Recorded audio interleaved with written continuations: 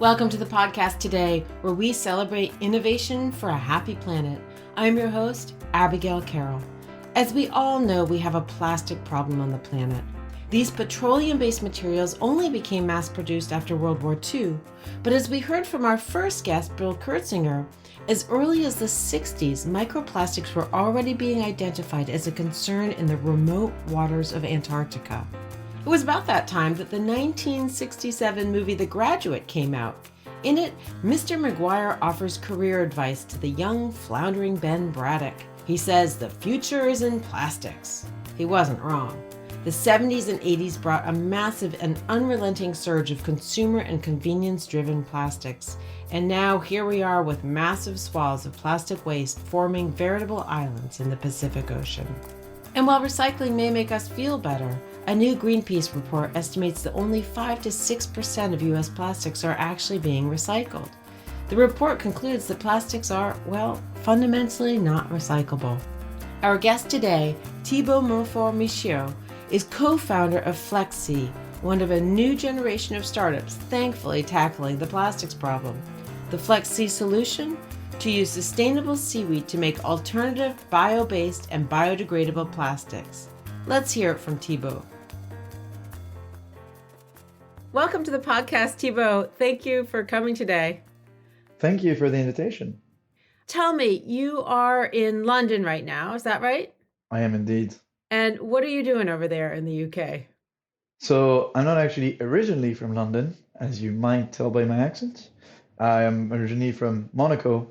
I came to the UK to do my studies in materials engineering at Imperial College. And then with my co-founder, Carlo, we founded FlexSea, our company here in the UK. And we stayed here because the investment scene is more active, because there is more potential for collaboration, etc., etc. So tell me about FlexSea. I hear the word flex and I hear the word sea. So what is plastics from the sea? What does that mean? So the sea is short for seaweed, and flex is short for flexible. We are working on the plastic replacements as a whole and not just flexibles. But the way it started was during the first COVID lockdown. Both Carlo and myself were still finishing our fourth year at Imperial, him in business management and myself in materials engineering. So he went back to Monaco with family for the lockdown. And as per everyone else, started ordering food at home. And so I'm pretty sure you know how bad food packaging is in terms of single-use plastics. For sure. And you're probably aware about how worse it is when you have it delivered at your home, because you get even more packaging. It was the tipping point for Carlo. He thought, this is too much. We have to do better. And he started looking at the different potential solutions.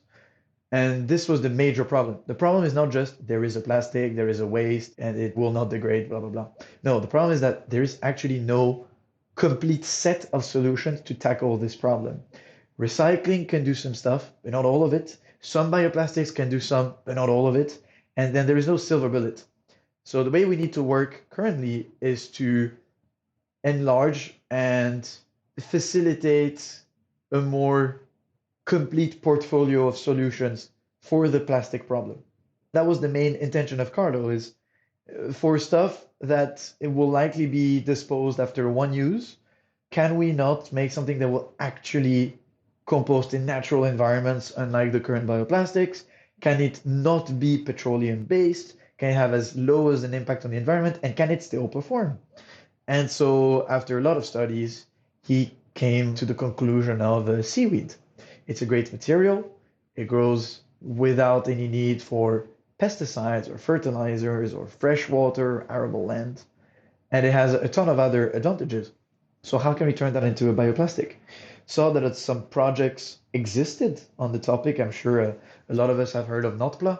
As well as being a fierce competitor, they're also a great source of inspiration. And we have to give credits where credits is due. That's how the project started, in a way.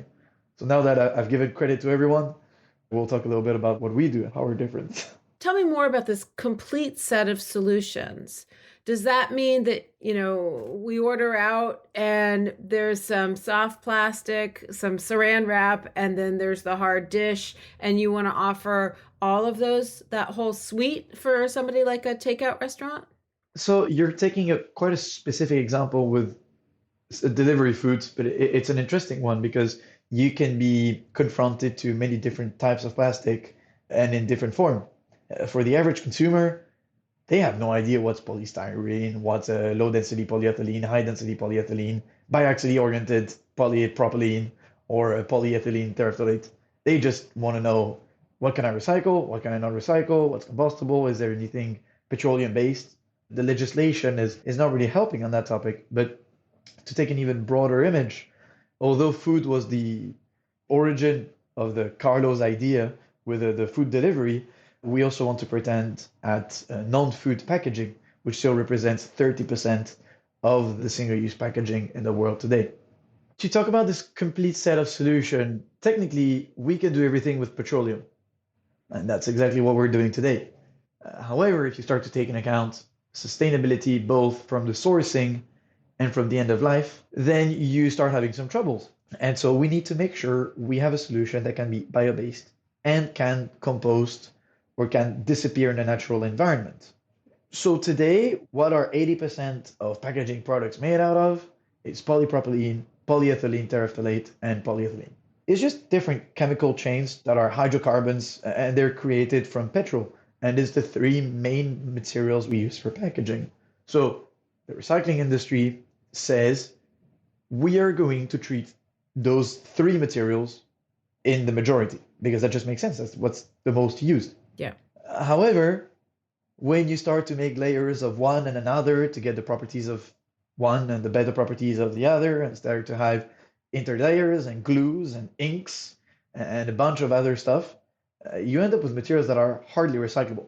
So there's a lot of evolution towards monomaterial films and monomaterial packaging at the moment with those current materials. And so you would think, all right, now this is what we call the recyclable targets, and we will have by year X 100% of recyclable materials. Good. And then you look at the numbers that are what is actually being recycled, and this is where I do the dissociation between the production and the end of life, and the numbers are tragic. If you look at the most evolved countries, I think Monaco is really good because it's a very small scale, so they can literally do everything well if they wanted to. The recycling rates are barely getting to 26%. If you look in Switzerland, we are reaching the 40-ish%, but because the recycling in Switzerland is only based on polyethylene terephthalate, so essentially your water bottles, that material. Anything else is hardly recyclable. We don't have the facilities for that. So this is where we move to bioplastics. Can they be a solution? And for you, what is a bioplastic? What does bio and bioplastic mean? Well, something that comes from a living plant. Why wouldn't it be just a material that biodegrades? What makes you think that bio means the early stage and not the end of life? And that's something that is quite confusing. So this is why we would rather move to nomenclatures that are more specific by saying it's a bio-based compostable material that can compost in a home compost. And there we get a bit closer to the current legislation, although there are a lot of lacking points in the legal entities, especially in the US. Quick point, in the US, how much bio-based content do you need to have in the material to call it bio-based, to have the label? Like essentially how much petrol can you have in there and still call it bio? Have a guess. Like more than 50% has to be bio for it to be considered bio. It's 25%. Yeah. And I'm not even talking about the different compostability standards that are borderline greenwashing, where you can call something compostable if it's compostable in an industrial vessel at like 58 degrees in less than 6 months. Better say that you will never find those conditions in nature. So this is where we need to educate the public, and we need to educate the change makers, the lawmakers, into making a framework that is more likely to promote innovation. And so this is where we get to closing up this question about the whole panel of plastic solutions. If there is no silver bullet, and those two current solutions are not enough, what do we need? We need something that is bio-based and can degrade for real. And this is where we try to do something. Now, I will put an emphasis on the fact that we don't pretend to replace every type of material. I think that PET bottles, if we can manage to collect all of these and we can recycle all of them, that would be great. And there's probably stuff that is better to recycle than to compost, just because the material properties are better and cannot, for now, be reached by biomaterials, or cannot be composted, or cannot be sourced sustainably at the volumes we need. But what can be done with bio-based and home compostable should be done with bio-based and compostable, because that's the best way for the environment. So you need to figure out where your biggest impact is. Like when you're trying to figure out what products to launch, it's like water bottles need liquid. I think Seaweed has a hard time maybe with liquids right now. So you're like stuff that doesn't have liquid, but there's a huge need for a lot of waste. Absolutely. We need to know where we go. I mean, as far as liquid goes, I think the best stuff that has been done with Seaweed are pods that last like barely a week and then they need to be consumed and they need to be held fresh. I mean, polysaccharides are not meant for water unless you functionalize them. But if you modify chemically your polysaccharide chain, which is an extract from the seaweed, then at least in the EU laws, you qualify as a chemical plastic and you are submitted to plastic taxes. So this is where the legal entity is really important as well. And things might be bound to evolve, but for now, if you modify chemically your natural chain, then you're considered a plastic and you will be submitted to the taxes.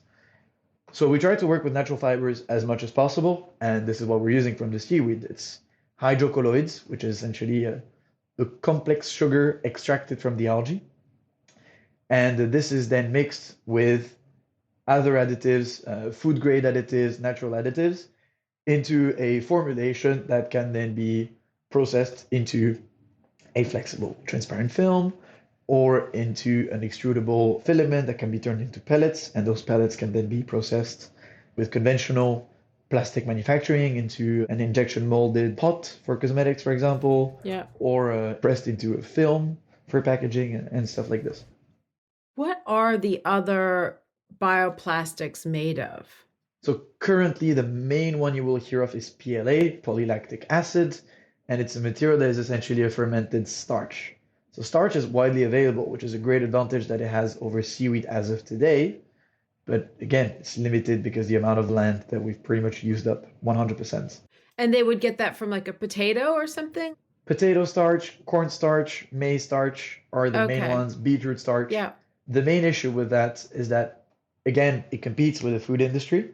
Yeah. And the PLA, it is said compostable, but it can only compost in industrial vessels above 58 degrees C in 6 months, meaning that all in all, you have countries like Italy and Germany that are the leaders in collecting food waste and that are not accepting when food waste is collected in PLA bags and even starch, because it takes a while, to go in composters because it takes too long and it clogs the digesters.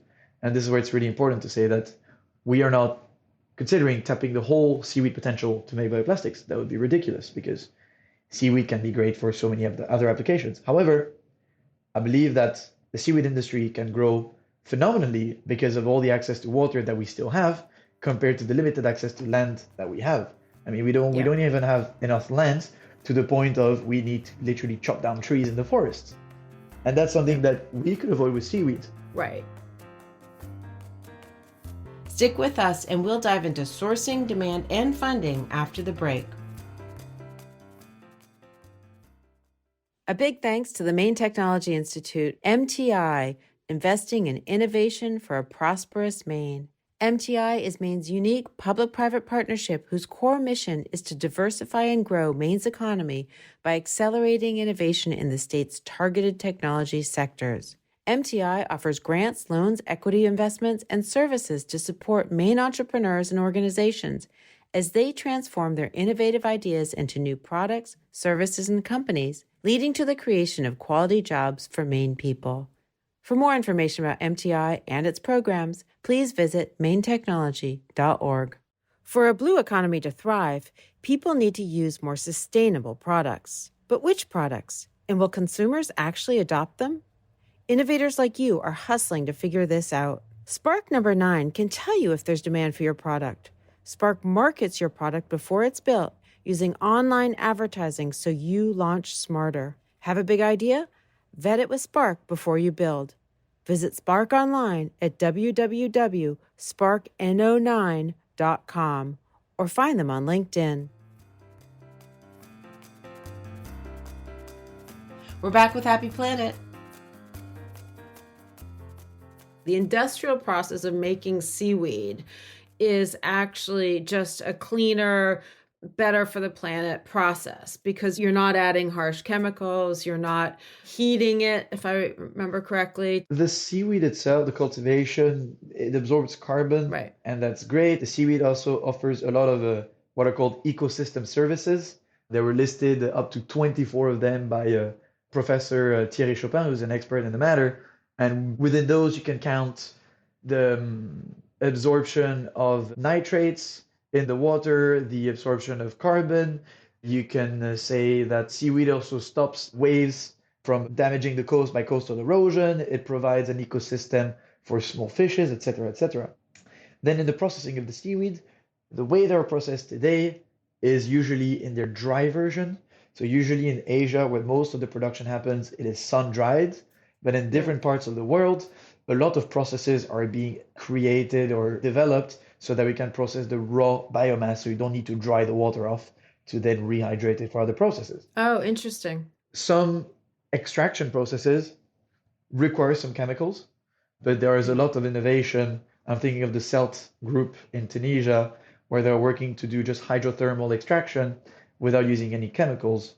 I refuse to think that the old ways of treating seaweed that still made it a sustainable material are going to continue. I mean, it can only get better from here.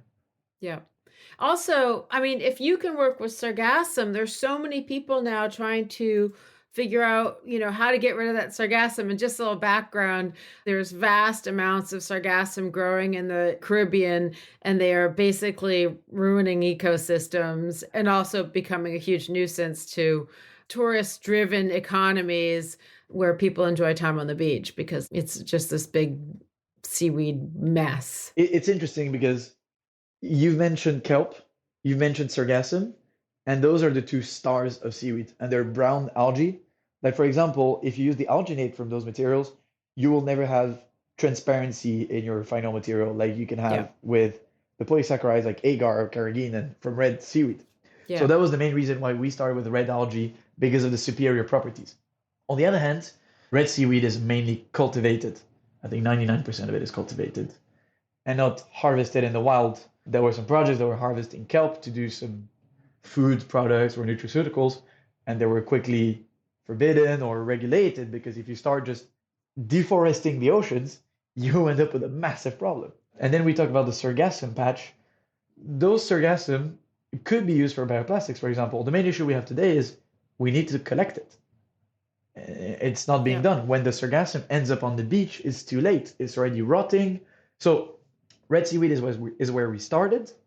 However, we are very conscious of all those issues, and we are moving slowly but surely towards ambivalence in the resources that we can use. Of course, right now we're a small team, and that means we can only work on so much, but we are growing to that. Yeah. The seaweeds that you're using, the red seaweeds, are those available in England or do you have to get them from further afar? Not in England, but anyways, the production in England is nowhere near sufficient to do any project like ours anyways, even with browns. But it's good that it's evolving. I don't see Europe being a major player in the seaweed production. I think some countries in Europe have key things to do. For example, France, with all the outer sea territories, with the French Polynesia and everything in the Caribbeans, there is a lot to do for seaweed farming there because it would provide a socially sustainable income and sustainably income for all the local populations. But then most of the seaweed is grown in Southeastern Asia, although we're seeing a lot of projects evolving in the southeastern coast of Africa, Tanzania, Zanzibar, and Madagascar. And in Latin America. Latin America has a massive potential, especially Brazil. So would you consider growing your operations closer to the sources of seaweed? In an ideal world, your local material comes from your local supply of seaweed. Absolutely. Yeah. So tell me this, and this may be an impossible thing to answer, but if we could replace, with all the plastics we could replace today, how much seaweed is this going to take? So do you mean how much to replace all the plastic that is pertinent to be replaced by seaweed? Or all the plastics? I think it's really important to consider where it is pertinent. I would say that where it is pertinent, if we call 400 million tons of plastics produced per year, with around 150 billion used for packaging in total, and out of this, let's say that around 15% is worth replacing with something that is fully compostable, that might not resist the water too well, but that can have really good oxygen barrier, for example, or a really good lipid barrier, or really good transparency. Let me calculate it. 30 million tons. Like, how much seaweed is in that? So 10,000 tons of fresh seaweed will allow you roughly to make 1 ton of your bioplastic. So it's a 10 to 1. Around ratio. it's a 10 to 1. And so now you need to think, if we need to make 30 million tons of bioplastic, then we need 300 million tons of seaweed. The truth is that today, the global seaweed production is around 25 million tons. And with a sargassum patch, provided that we collect it all, it would be around an extra 20 to 30 million tons. So we could reach 50 million tons as of today if we collected everything and we farmed everything and we used everything for plastics. However, seaweed has not been as sexy as it is today ever. If you look at the production numbers, would it be for the cottony, for example, for the species, it has increased exponentially since 50 years.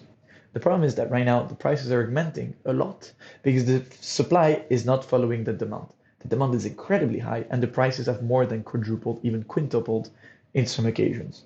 However, because of the very different types of materials and products that can be made from seaweed, that means that seaweed farming is bound to evolve and has everything it needs to evolve because it is de-risked by the amount of retro funding that will come from those final products. We will need more supply, and everyone is asking for supply. So supply has to grow, and supply can grow. We do have the coastal area to grow. However, the governments need to make sure that they can allow a concession for you to farm your seaweed. And this is where there is a bit of a bottleneck. And this is where it's really important to show everything that can be done with seaweed and what are the profits for every country to ease up the legislation on seaweed farming. If Brazil completely opens authorizations to farm seaweed, and they can become a leader in that, and they can have cosmetics nationally made from seaweed, nutraceuticals, pharmaceuticals, biopackaging, and they can be pioneers in this, then there's a massive benefit. And this is where we need to spread the word. This is where we need to have strong business cases. This is where we need life cycle assessments to show that emissions of a country can be offsetted, and that can place them better in, for example, the COP27 or stuff like this.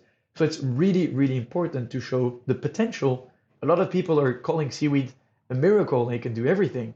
But it's really important to understand, as you said, those bottlenecks. There is not enough seaweed for everyone, and not all the seaweed has to go to plastics.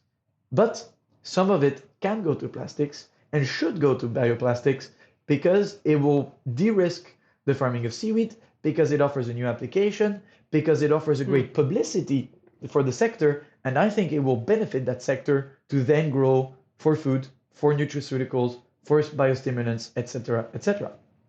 Yeah. Big corporations that are using plastics, they must be really eager to find solutions. A lot of big companies are really interested. They're all looking at it in a very different way.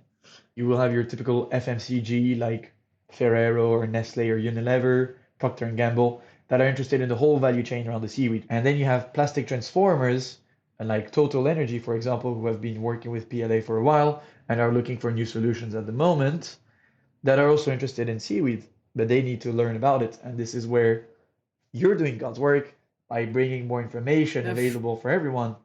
There is interest from the bigs and from the smalls. Now, the intermediate there is, how do you reach the volumes to please the big ones? If tomorrow you want to work with Nestle, they will ask you to do a pilot with a couple thousand units. And if you're in your lab without funding, you cannot do a couple thousand units. So how do you get there? And this is where funding is lacking, because whatever climate fund that you can talk to, a VC is still an intermediate. If the fund is bound to last 5 years and then they need to repay the funder, they will need to invest in companies that they can make money from in 5 years. Yeah, you need a slow, patient capital. And this is a repeated theme in the blue space, especially. There seems to be a big lack of patient capital Yes. in the West, whereas Chinese companies in the state-driven economy, the Chinese are funding a lot of very early stage blue tech companies. Another issue is that funds have been used to this short turnover because it's been investing in software all the time. There was a massive, the dot-com bubble. That's exactly it. Software is being funded. I know blue funds or apparently impact funds that only invest in software. They don't want to invest in capex intensive stuff. Right. How do you want to save the ocean Right. if you're not developing hardware, if you're not developing infrastructure, if you're not developing stuff that will change? You cannot change the world with a software, with an algorithm, with a consultancy service. Right. We need material things. And if we can get some carbon credits like they just did in Japan for growing seaweed, that'll help. Everything helps, right? Carbon credits are very badly seen because they're seen as a way to offset your carbon emission for a massive corporate and say, ah, yeah, we're investing in planting trees so we can produce petrol, it's fine. A good way to improve carbon credits would be to set them on multipliers so that a credit doesn't have the same value if it comes from a direct investment, a direct action, or an indirect investment, or etc. If you invest in a company that invests in a company that invests in a company that eventually plants a tree, that carbon credit for you is not worth as much because you're not taking the initiative yourself. Yeah. Because of all the greenwashing that has been done recently, we need to be careful in the way we use it. It could be a great asset for seaweed farmers to start their farms, but then you also have to think, if your seaweed captures carbon and you produce a material that is bound to be composted within a couple of months or a couple of years, that carbon will be released. So you have to also think how much carbon is actually sequestered. How do you measure this? How much of your seaweed production will go to long-term carbon capture or to short-term carbon capture? And if it goes to short-term, we need to exit this paradigm of carbon, carbon, carbon, carbon, carbon, and that's what people see. People don't see chemical pollution, ecosystem services, social impact, not using a raw material, raw resource. Those could be applied as multipliers to that carbon footprint. I think carbon has been selected as the grand champion and put on a pedestal to illustrate climate change, but maybe other metrics can be better. I think that's interesting, and I think you outlaid a lot of really good questions. So concretely, where are you guys now? Do you have product in the market? Do you have pilots? What phase of development are you at? So we don't have any products on the market yet. However, thanks to the big improvements in manufacturing and scaling of the technology, we can safely say that we will have products on the market in 2023. Of course, Murphy's Law peeking on us, waiting to prove me wrong. But that's what we are aiming for. If it works, I'll be really happy. Would it be for extrusion or for film casting? This is what we're aiming at. We have a couple of pilots I can't really talk about, but a lot of companies have expressed interest for different types of materials in our portfolio of possibilities. Yeah. And that's really nice because it allows us to get some feedback. It allows us to test the material on standard machinery and to prove how plug and play the material is. Oh, that's very interesting. So you're a small team. How many people you said? For Four. And can you get companies to invest in you're building out the company? Is that something they can pay forward so that, on big orders that would help you scale up? Is that an option? You have big companies, especially large corporates, that have what you call a CVC, which is a corporate venture fund. Depending on the company, a CVC can either be another cash stream for the company, or it can also be a scouting tool to invest in companies that they believe it can integrate in the portfolio.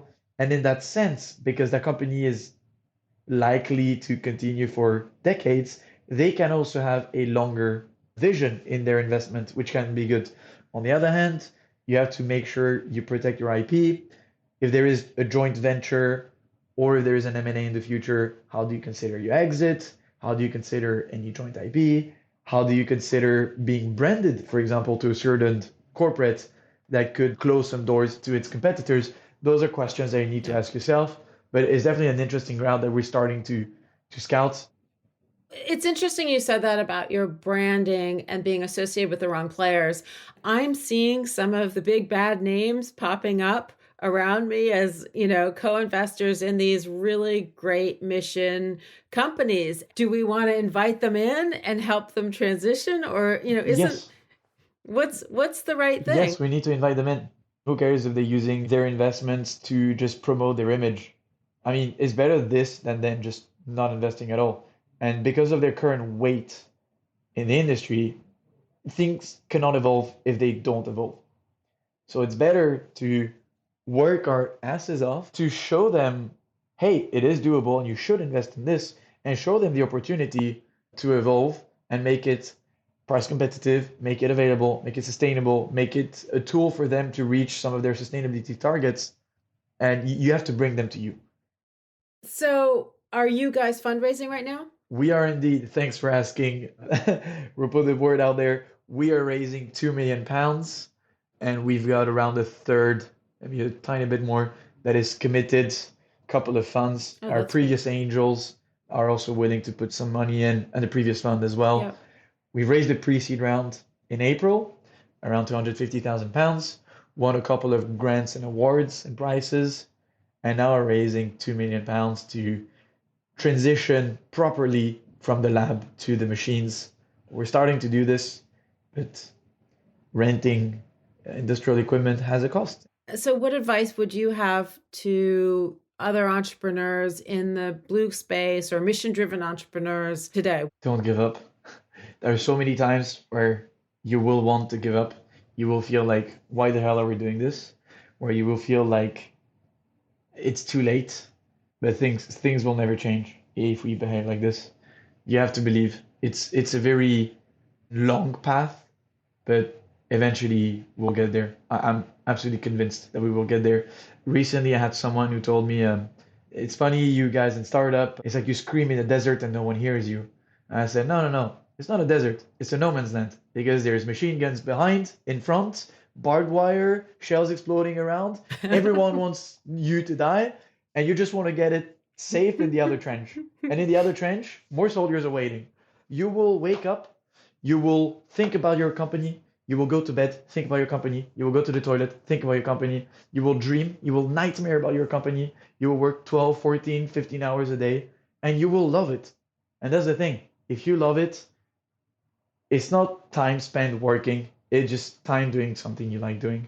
It really sounds cliche, but when you say something so simple and yet so true to someone that has never lived through it, they are just unable to understand it. And the parallel we can do with the environment and sustainability, and that we're seeing more and more now, is people have been calling for this problem for 20, 30, 40, 50 years, and no one has changed. And now people are starting to say, oh, here in London, we had a summer with 42 degrees Celsius. And people are saying, oh, yes, there is more and more plastic pollution. Oh, yes, I can't even go skiing because there is no snow.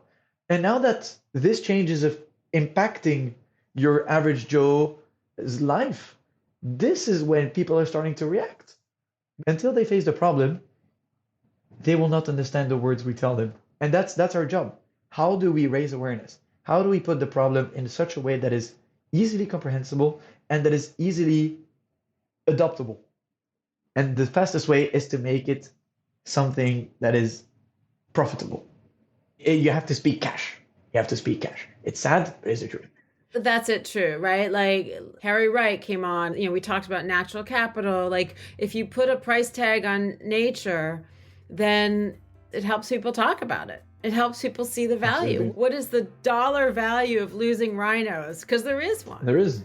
There are economic consequences to all these things. You don't see it until it happens. Yeah. I learned a lot today, and I'm so grateful for Thibault for his time and for his uncompromising work to build the most sustainable alternative plastic he can. The cost of plastics to our planet is huge. and every day it seems we are becoming more aware of its nefarious effects on the planet and on our bodies. Recycling appears to be more of an emotional pacifier than a real solution. So what can we do? We can reduce our plastic consumption generally and begin to look for alternatives from startups like FlexSea.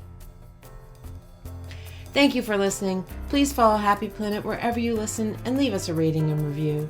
It really helps new listeners discover the show. Happy Planet was reported and hosted by me. I am also the executive producer. The talented Dylan Hoyer is our producer and editor. Composer George Brandel Egloff created our theme music. Learn more about my work and get in touch by visiting happyplanetpodcast.com.